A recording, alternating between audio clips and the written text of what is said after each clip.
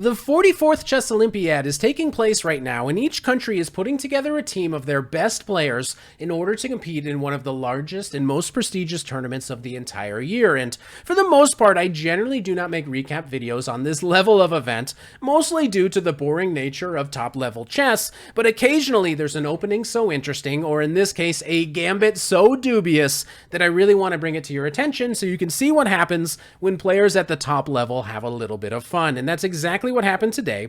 And if you ever see something in the Olympiad or another high-level tournament where somebody's playing a gambit or something wild, please let me know in the comments below, because maybe I'll review those games for future videos. But today, we are checking out Jobava Baadur, who used to be a 2700 rated grandmaster, one of the strongest players in the world, who has basically invented a brand new gambit. He's definitely pioneering it. It's this crazy new thing you can play against the Petroff, and he was going up against an international master from Bolivia named Gemini Jose Daniel. So hopefully I didn't butcher that name, but this was an e4, e5 opening, and after knight f3, knight f6, we got the Petroff. This is a very normal weapon that you might see at the top level, but after knight takes e5, at this level of play, you basically only expect one approach by black. You expect d6, the knight hops away, black is going to take on e4, and there's 17,000 games in the database, and this is basically the only thing that ever happens. But of course, black does have a few interesting gambits that he can play in this position.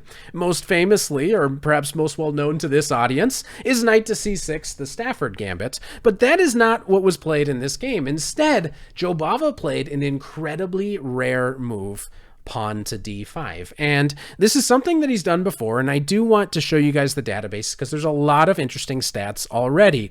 First off, this has been played only 24 times, but it scores incredibly well for black, scoring 63% in total. But the other thing that's very interesting is if you look who has been playing it, you'll notice MVL versus Jobava, Karyakin versus Jobava, Dominguez versus Jobava, Bach versus Jobava. It's a bunch of Jobava games, 5 in total. Plus, then there's a bunch of other people that have played this on occasion, but it's basically Jobava innovating this new gambit. And what's most interesting, perhaps, is that this is horrible. It's 1.7 at this level. Are you kidding me? This can't possibly be any good, but yet here we are. And this is the Olympiad. You're representing your country. He's playing something that he knows is about 1.7, not particularly good. But the idea behind this gambit is that after e takes d5, queen takes d5, black is hoping to gain time by attacking the bishop and could potentially end up developing the pieces a lot faster than their opponent and putting them under a lot of pressure in the opening. And in fact, white now already needs to make a big decision. Your knight is attacked. Are you going to run away to f3, giving black a little bit more time to potentially develop some of the other pieces? Or are you going to support their knight with d4 so that maybe you can bring your pieces out a little bit faster? But in either case, black is going to be prepared to try to develop pieces as quickly as possible. And in this game, we saw pawn to d4, and I would assume that the opponent was ready for this. Like, Jobava's already played this 5 times. If you're preparing for the guy, you know those games, you probably have a good plan. And I do suspect that white maybe knew that this could possibly happen on the board and had a little bit of an interesting recipe against it. Now, the other thing that's interesting about this position before we move on is that if you play knight to f3, you will notice, one, this scores 100% for black, which is insane because you're down a pawn, so obviously the computer hates this position. But two, Jobava has never had this position. He's had this game. This is his 6th game. No one's ever played knight to f3 against him, so we don't know exactly what he would do. But just to point out a couple of the things that might make this position difficult for white to play, you can see in the line knight to c6, for the pawn, black has already been able to develop quite a lot of the pieces, and after the logical move knight to c3, white develops a piece, attacks the queen swings over to h5, and after bishop to e2, bishop to g4, you can see that in this position, which has occurred in 5 games, 3 of the times, people have been too afraid to castle and have simply played the move king to f1. And if you can get to this position and your opponent has to play king to f1, well, at least there must be some compensation. I'm way ahead in development and I'm able to get my stuff out quite comfortably. So this is the kind of thing that you would maybe hope for as black. But the reason that people are potentially not castling is that if you look at this position with a computer, you will notice that castles is not Stockfish's top move choice, but instead, after bishop to d6, this position is 0-0 according to the engine. The main point is that we're now threatening to capture this knight, removing the defender of the h2 pawn.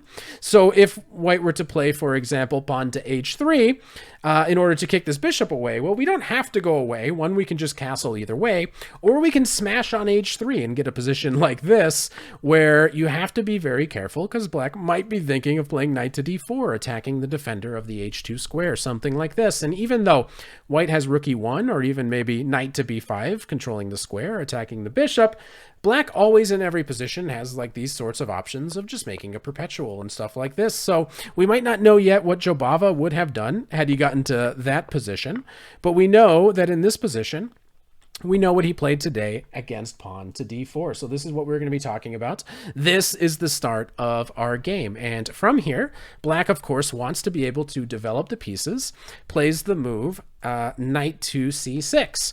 And this is why I do kind of suspect that maybe white had some prep, or maybe white figured this all out over the board. But white comes up with a really interesting approach. And that idea was to play knight takes c6, queen takes c6, and now this move, queen to e2, which at first sight might appear a little bit weird, but Jobava has had this a couple times. This was his game against MVL, this was his game against Bach, so perhaps the opponent had prepared this line as well. And in both of those games, Jobava had played either bishop to e7 or bishop to e6, which both make a ton of sense, but however you block with one of your bishops, you are allowing white to play queen to b5. And this is what has previously happened, but he came up with a little bit of a new idea, a new wrinkle for this game. He instead played king to d8, not allowing white to trade the queens, but also keeping the e file open, because potentially in the future, if we can develop, maybe we can bring a rook to the e file and do something there. Well, white decides to play queen to c4. White really wants to trade the queens, and that's exactly what happens in this opening. The queen wants to get traded? No! The queen wants to get traded? No! And black makes the decision to move the queen another time and rejects the possibility of getting the pawn back. Black has no interest in potentially getting the pawn back, opening up the d file. Black just plays queen to g6, and over the next several moves, we'll be able to develop the rest of the pieces with tempo. We see it after bishop to e3. White shuts down the e file, making sure nothing bad is happening on this file, while also preparing to castle on the queen side. We see bishop to g4. Boom, a developing move, developing with tempo. Queen goes to d2. Boom, knight to e4, attacking the queen with tempo. And here white plays bishop to d3. And essentially what you're saying with this move is you're offering black the opportunity to trade queens, which is exactly what Jobava does. But after bishop takes g6, instead of just recapturing right away, which I do think would be like kind of an automatic move, a lot of players would just take back, he instead spots this little tactical move, knight to f3. And in doing this, by issuing this check, after white takes back, we take here. We're going to win a piece back, but for the moment, this rook is attacked, this bishop is attacked, so white saves the most valuable piece, and all of a sudden, after we get this position, we can immediately see black has emerged from the opening with a very pleasant position.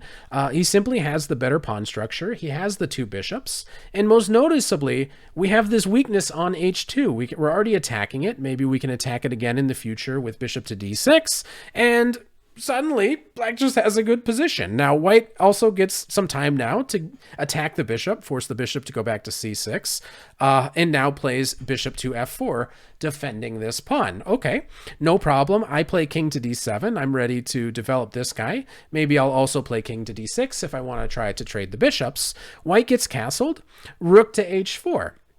And if you go back, you've now noticed that potentially your d-pawn is going to be hanging. So white instead plays bishop to e5, rook to e8, c3, a nice consolidating move.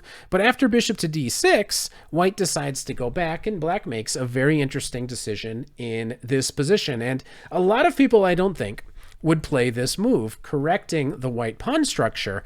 But black's plan in this position is to bring the rook in, followed by bringing the other rook in and getting all sorts of pressure on the second rank. Now, white also had some very clever ideas here, starting with pawn to d5, trying to coax the bishop into taking here so that maybe there's some nasty stuff happening on this file. But black doesn't fall for any of that. Black plays here, and now white's idea was to play pawn to c4, where it looks like the bishop is, at least for now, getting locked out on the queen side. But now after f3, defending the pawn, black's point is that I'm going to be able to get a lot of pressure, a lot of activity on the second rank. Now this knight is pinned down and can never move, otherwise we're going to start giving a bunch of checks. But if black is ever able to liberate his bishop, he's going to be doing very well. So white tries to slam the door shut, but after b5, the bishop is suddenly going to be able to get very active. So after takes, black again is doing very well here. And the king moved up, and now what we saw was black making even more threats. There's a pin here, so now we're trying to win this f3 pawn. And it was never easy for white to make any progress. White wants to trade. Black says, no way, my pieces are way better than yours. And it's very difficult. And now after this check, he convinces the king to come back into this pin, and all of a sudden, black is collecting pawns. And this is kind of the story of it. Black was, over the next couple of moves here, able to win the pawns, ending up with a lot of extra material, a bunch of passed pawns over on the king side. Knight to c4 is what was played. Black, now that he's up in material, is very happy to take that, and then he was able to win this very effortlessly in a very nice fashion. He plays king to d6. He's trying to coax that pawn to come forward towards him because he's setting up a mating net on the queen side. And after this, we saw this check. King goes in, and now pawn to a6, forcing the king to go to the a file, and now he's simply able to find the checkmate. And after c6, king to b6, this is actually where the game ended in this position, because after king to b6, rook to b4 just would have been a checkmate. We saw this really new, cool, dubious gambit come to fruition. So I don't know. I thought it was kind of a cool game. I don't know if you guys would ever play this opening. Is it any good? Maybe you'll try it out. Maybe you won't. Maybe you'll let me know in the comments below what you think about it. And then maybe you'll hit that subscribe button. You know you can do it, and I wish you would. All right, thank you. Bye.